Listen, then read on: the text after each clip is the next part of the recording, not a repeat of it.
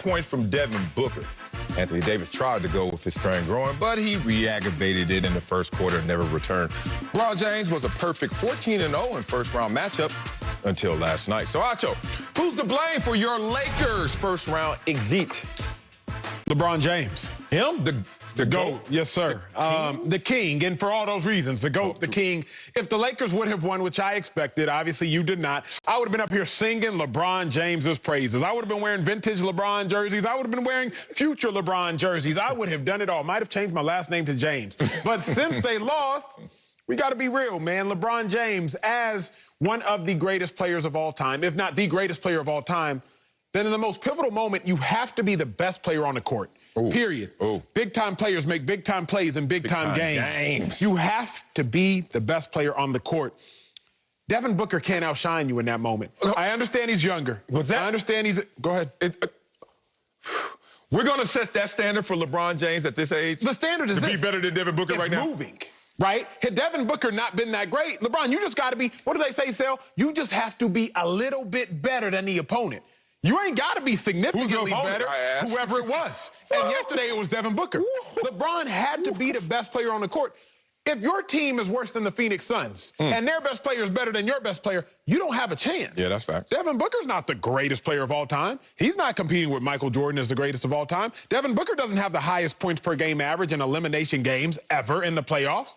No. LeBron, that's you. So I understand it is a 36-year-old fighting a 20-something-year-old in that 20-something-year-old's pre-prime. Like Devin Booker probably hasn't even hit his prime yet. I get all that. I understand all the excuses. We all have them. But if you are LeBron, the King James, who we all, at least I, hail and proclaim you as king of the court, then you got to be the best player. But here's this one, Sel. Even if he wasn't the best player, you got to play the most minutes. You got to at least go out there and just have them carry you off the court if they had to. Devin Booker can't play 46 minutes to your 41. Devin Booker can't drop 33 in the first half to your team's 41. Devin Booker can't sit there and shine on y'all after he shined on y'all in Game 5. I understand that you're comparing a 36-year-old to a Devin Booker in his prime, but it comes down to this. LeBron James, you're the greatest of all time, so you should be able to dominate a man even in his prime. So as I look at it, Sel, the first person to blame is LeBron James. The second person I have to blame is Frank Vogel. Frank Vogel, you play Drummond dominant minutes for 5 straight games. Then you don't come out and play him in 1 minute in Game 6. That was the right decision. But the question is, why did it take you so long to find the right answer? So when you take an aptitude test, when you take an SAT, when you take a Wonderlic test, you are on a time limit. It's not just a matter of finding the right answers. It's how much time do you have to figure out the right answer? Frank Vogel, you were on a time limit. I loved going small ball at the end of the game, particularly starting the third and fourth quarter. I love that. Take Eaton out the paint. But whether you put Gasol out there, Matthews out there, keep him out the paint, LeBron can go to the cup. If Ayton tries to help, he can dish. I love that, but it took you too long. My first slap, the third person that's to blame, Anthony Davis. Took me a while to get there. Yeah.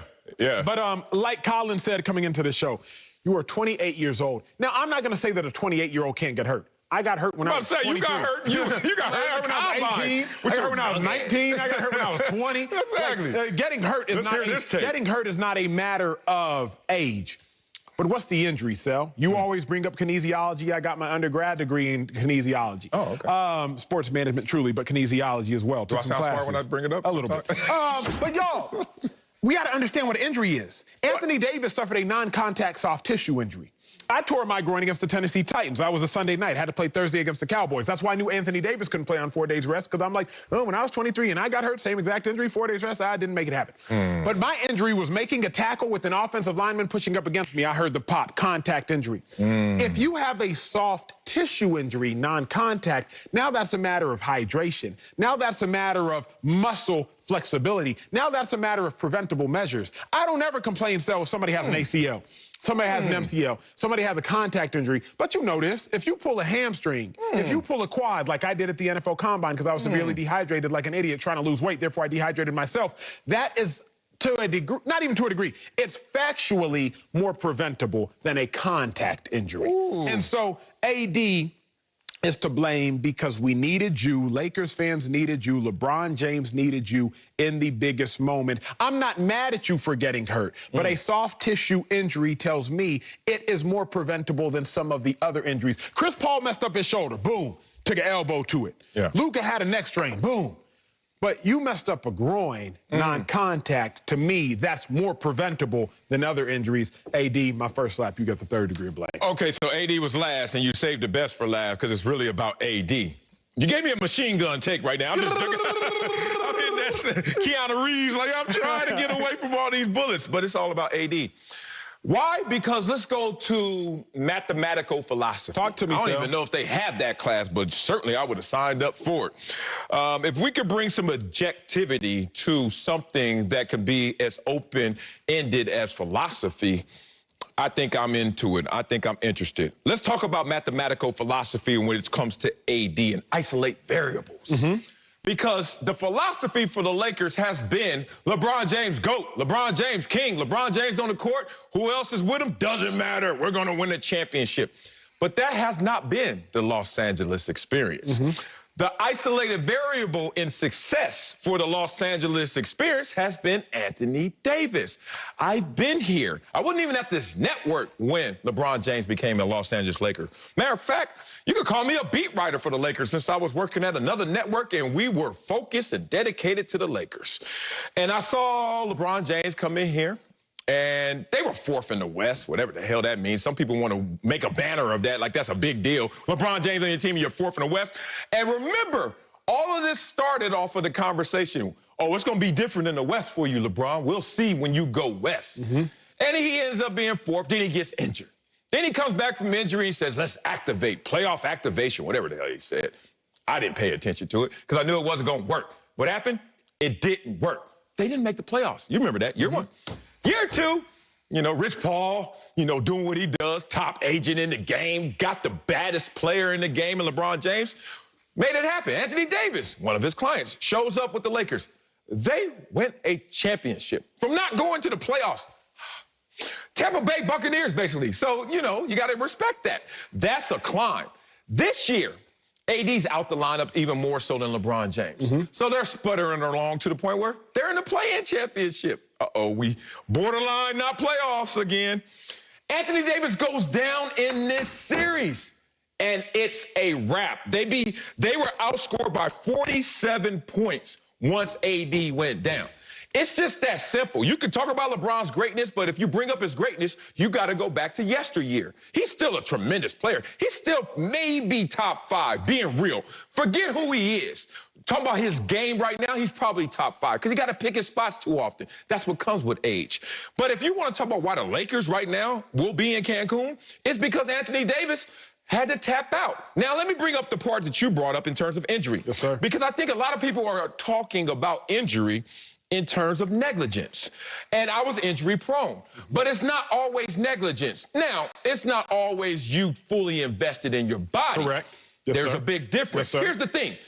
How many of us in our 20s knew about biomechanics to the point where we could address all of our issues before they became injury?